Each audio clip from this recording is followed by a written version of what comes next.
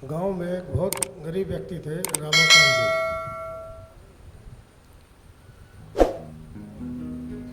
अपने परिवार को वो बहुत मुश्किल से उनका पालन पोषण कर पाते थे। उनकी पत्नी भी बहुत धार्मिक थी। वो बोली कि देखो, हम द्वारकाधीश जो मंदिर है इसके हम कितने निकट रहते हैं, कितने पास रहते हैं। देश विदेशों से बहुत दूर दूर से लोग ठाकुर जी के दर्शन करने आते हैं और हम इतने नज़दीक रह के भी इनका दर्शन नहीं कर पाते।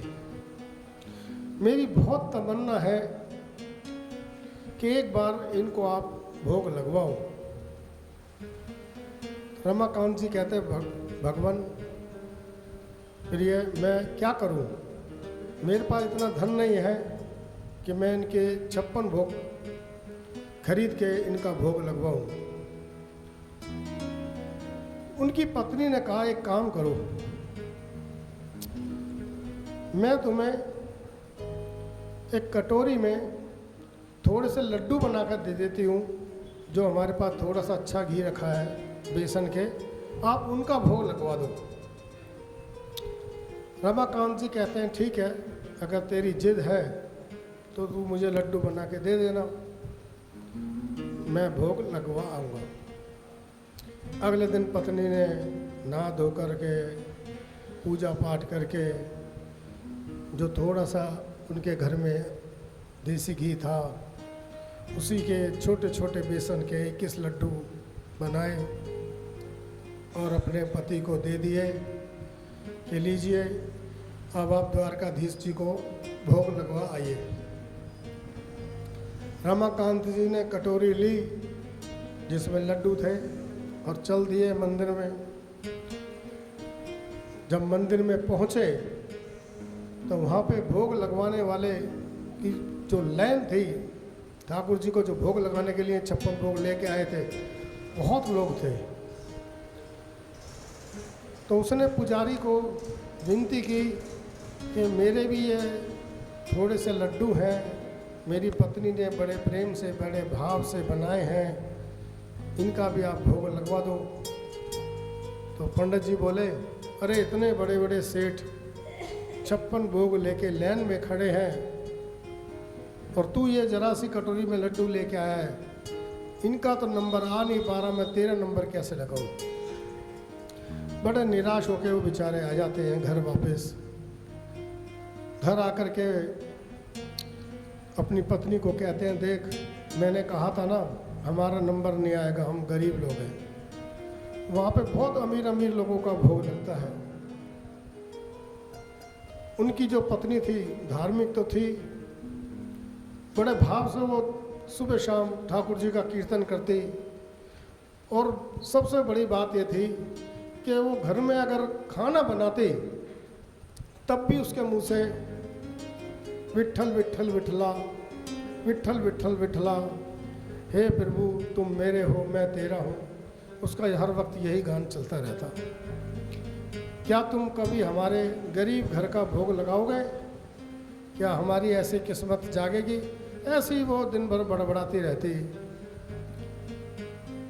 फिर उसने अगले दिन फिर वही कटोरी लड्डू की अपने पति को पकड़ाई और कहा कि जाओ, शायद आज नंबर आ जाए।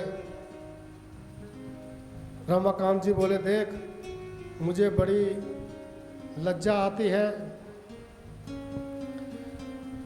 वहाँ इतने अमीर अमीर लोग होते हैं और मैं वहाँ फटे हाल वस्त्र में जाके खड़ा हो जाता हूँ, पुजारी जी मेरा अपमान कर देते हैं। लेकिन पत्नी का जब चेहरा देखते हैं और उसका भाव देखते हैं कि ठाकुर जी के प्रति उसका कितना प्रेम है, कितना भाव है प्रेम का, तो वो कटोरी लेके फिर चल देते हैं द्वारकाधीश के मंदिर और वहीं लाइन में खड़े हो जाते हैं। जब फिर पुजारी आता है तो पुजारी से विनती करते हैं, पुजारी जी कृपा ये लड्डू मेरी पत्नी ने बड़े भाव से बना के दिए हैं, इनका भी आप भोग लगवा दो। पुजारी कहता है, अरे भाई तू साइड में खड़ा हो, यहाँ बड़े बड़े लोगों का नंबर नहीं आ रहा, 56 भोग लेके खड़े हैं थाल तैयार लेके, तो मुझे उनका भोग लगाने दे। रमाकांत जी खड़े रहते हैं कि क्या पता मेरा भोग लग जाए, लेकिन उसका नंबर नहीं आता। वो निराश होकर फिर अपने घर चल देता है।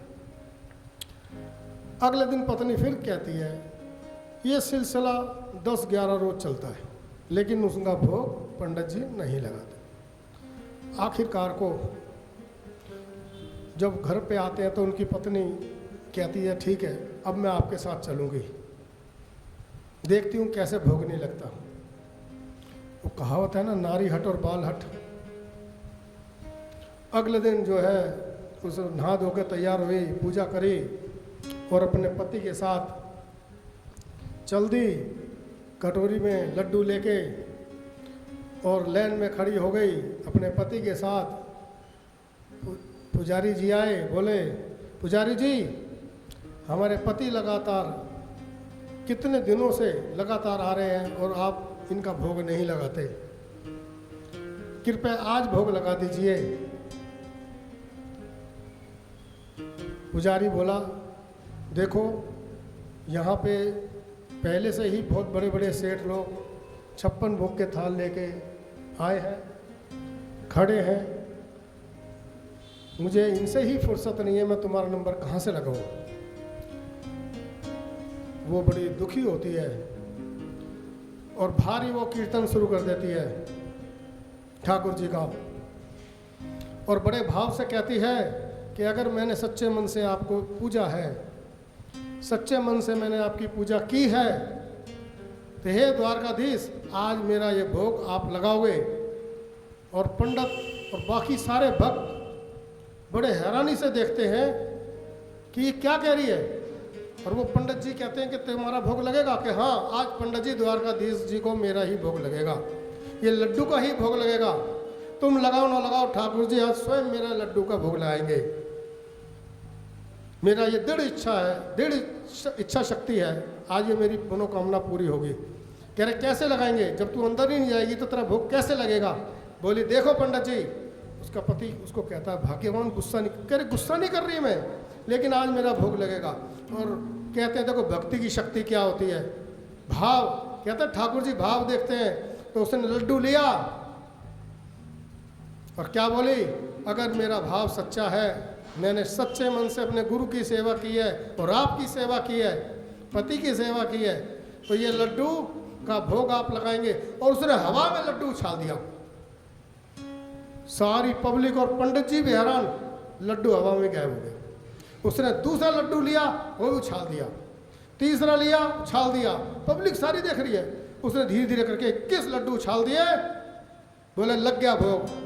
पुजारी जी जब अंदर जाके देखते हैं तो वो 21 के 21 लड्डू हमारे द्वारकाधीश ठाकुर जी के निकट थाल में, जहाँ से भोग लगता है वहाँ उस भोग के थाल में वो 21 लड्डू मौजूद थे।